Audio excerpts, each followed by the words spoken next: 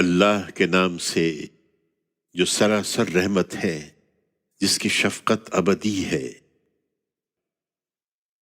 ان کا یہ رویہ محض اس وجہ سے ہے کہ دینداری کی بعض رسمیں پوری کر دینے کے باعث یہ اپنے آپ کو بڑی چیز سمجھتے ہیں۔ ان سے کہہ دو تم نیکی کی حقیقت کو ہرگز نہیں پا سکتے جب تک ان چیزوں میں سے اللہ کی راہ میں خرچ نہ کرو جو تمہیں محبوب ہیں۔ اس پر غور کرو اور یاد رکھو کہ جو کچھ بھی تم خرچ کرو گے اس کا صلہ تمہیں لازماً ملے گا، اس لیے کہ اللہ اسے جانتا ہے۔ انہیں اعتراض ہے کہ یہ پیغمبر تورات کی تصدیق کرتے ہیں تو اس میں جو چیزیں حرام ہیں ان میں سے بعض کو حلال کیوں سمجھتے ہیں؟ کہہ دو کہ کھانے کی یہ سب چیزیں بنی اسرائیل کے لیے بھی اسی طرح حلال تھیں، سوائے ان کے جو اسرائیل نے تورات کے نازل ہونے سے پہلے خود اپنے لیے ممنوع ٹھہرا لی تھیں۔ کہہ دو کہ نہیں مانتے تو لاؤ تورات اور اس کو پڑھو اگر تم سچے ہو۔ پھر اس کے بعد بھی جو لوگ اللہ پر جھوٹ باندھیں وہی ظالم ہیں۔ کہہ دو کہ اللہ نے سچ فرمایا ہے، اس لیے اپنے ان تعصبات کو چھوڑ کر ابراہیم کے طریقے کی پیروی کرو جو اسلام کے راستے پر بالکل یکسو تھا اور مشرکوں میں سے نہیں تھا۔ اسی طرح قبلے کے بارے میں بھی انہیں اعتراض ہے۔ ان سے کہہ دو کہ اللہ کا پہلا گھر جو لوگوں کے لیے تعمیر کیا گیا وہ یقیناً وہی ہے جو مکہ میں ہے، تمام جہان والوں کے لیے برکت اور ہدایت کے مرکز کی حیثیت سے۔ اس میں کھلی ہوئی نشانیاں ہیں، ابراہیم کا مسکن ہے، جو اس میں داخل ہو جائے وہ مامون ہے، اور جو لوگ وہاں تک پہنچنے کی استطاعت رکھتے ہوں ان پر اللہ کے لیے اس گھر کا حج ہے۔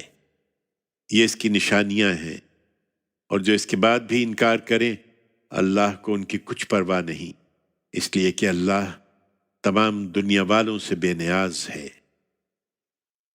ان سے پوچھو اے اہل کتاب، تم اللہ کی ان آیتوں کا انکار کیوں کرتے ہو، درا حال کہ جو کچھ تم کر رہے ہو وہ اللہ کے سامنے ہے۔ ان سے پوچھو اے اہل کتاب، تم ان لوگوں کو اللہ کے راستے سے کیوں روکتے ہو جو ایمان لائے ہیں؟ تم اس میں عیب ڈھونڈتے ہو درا حال کہ تم اس کے گواہ بنائے گئے ہو۔ اس پر غور کرو اور یاد رکھو کہ جو کچھ تم کر رہے ہو اللہ اس سے بے خبر نہیں ہے۔ ایمان والو، تم ان اہل کتاب کے ایک گروہ کی بات مان لو گے تو تمہارے ایمان کے بعد یہ پھر تمہیں کفر کی طرف پھیر لے جائیں گے۔ اس پر متنبہ رہو اور غور کرو کہ تمہارا کفر میں پڑنا کس طرح جائز ہو سکتا ہے جبکہ تمہیں اللہ کی آیتیں سنائی جا رہی ہیں اور اس کا رسول تمہارے اندر موجود ہے۔ لہٰذا اللہ کو مضبوطی سے پکڑے رہو اور یاد رکھو کہ جو اللہ کو مضبوطی سے پکڑے گا تو سمجھ لو کہ اس نے سیدھی راہ کو پا لیا ہے۔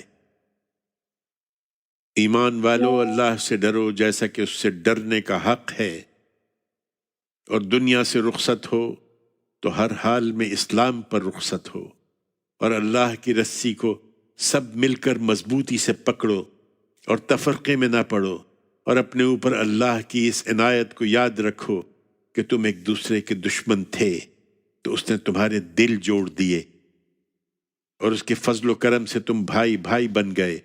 اور یاد رکھو کہ تم آگ کے ایک گڑھے کے بالکل کنارے پر کھڑے تھے، پھر اس نے تم کو اس سے بچا لیا۔ اللہ اسی طرح اپنی آیتیں تمہارے لیے واضح کرتا ہے تاکہ تم ہدایت پر رہو، اور چاہیے کہ تمہارے اندر سے کچھ لوگ مقرر ہوں جو نیکی کی دعوت دیں، بھلائی کی تلقین کریں اور برائی سے روکتے رہیں۔ تم یہ اہتمام کرو اور یاد رکھو کہ جو یہ کریں گے وہی فلاح پائیں گے۔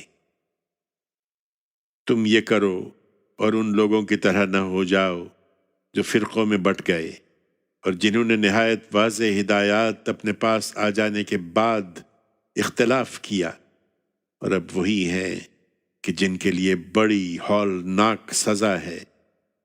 اس دن جب کچھ چہرے روشن ہوں گے اور کچھ چہروں پر تاریکی چھا رہی ہوگی، سو جن کے چہروں پر تاریکی چھا رہی ہوگی ان سے پوچھا جائے گا، کیا تم ایمان کی نعمت سے بہرہ یاب ہونے کے بعد پھر کافر ہو گئے؟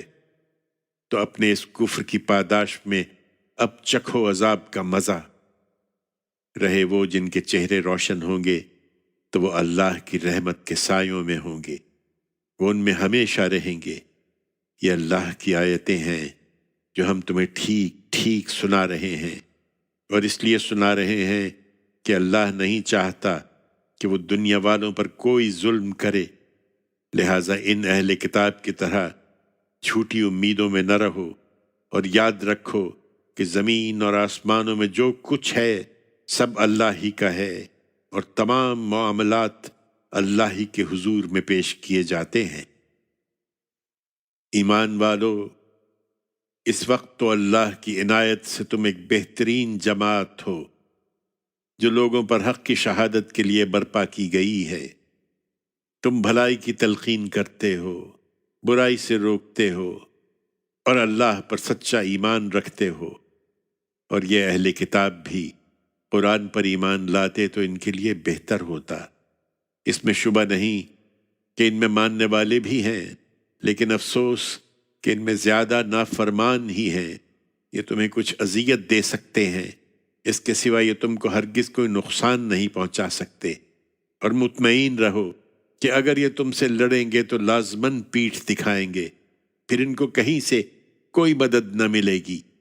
انہیں جہاں دیکھیے ان پر ذلت کی مار ہے، الا یہ کہ اللہ کی رسی تھام لیں، اور ان لوگوں کی رسی تھام لیں جنہوں نے اللہ کی رسی تھام لی ہے۔ یہ اللہ کا غضب لے کر لوٹے ہیں، اور ان پر پست ہمتی تھوپ دی گئی ہے۔ یہ اس لیے کہ یہ اللہ کی آیتوں کے منکر رہے ہیں اور اس کے پیغمبروں کو ناحق قتل کرتے رہے ہیں۔ یہ اس لیے کہ انہوں نے نافرمانی کی اور یہ ہمیشہ حد سے بڑھتے رہے ہیں۔ یہ بات البتہ واضح رہے کہ سب اہل کتاب یکساں نہیں ہیں۔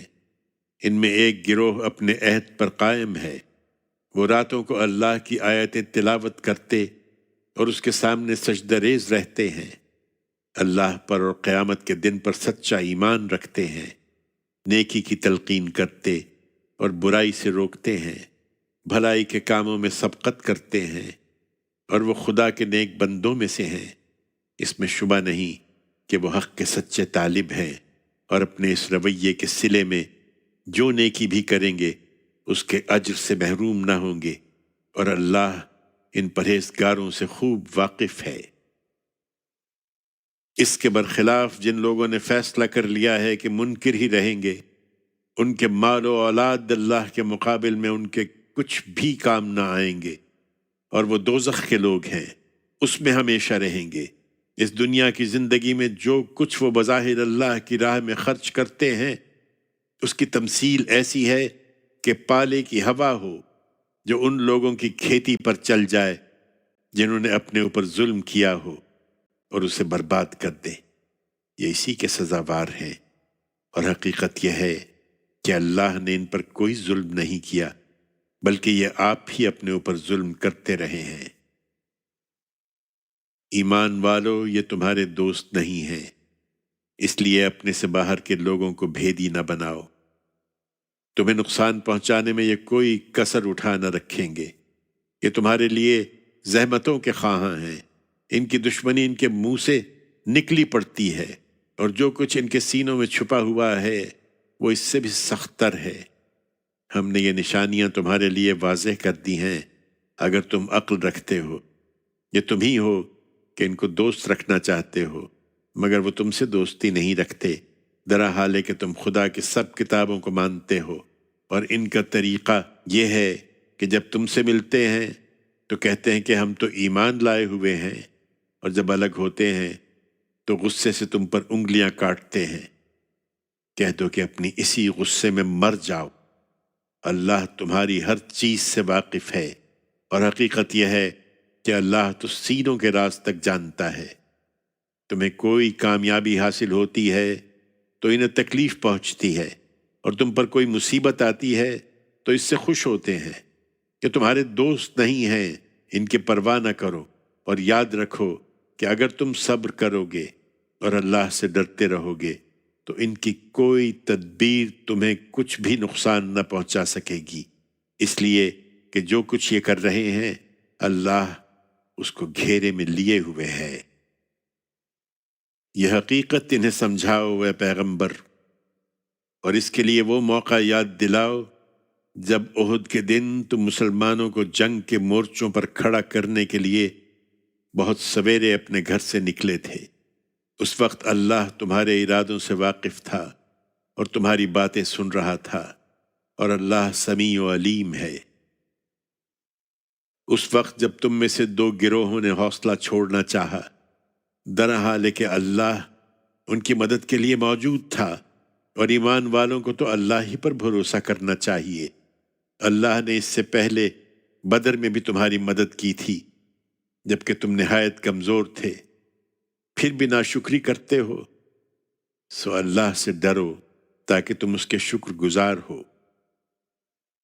یاد کرو جب تم مسلمانوں سے کہہ رہے تھے کہ کیا تمہارے لیے کافی نہیں ہے کہ تمہارا پروردگار 3000 فرشتوں سے تمہاری مدد کرے جو اسی مقصد سے اتارے گئے ہوں؟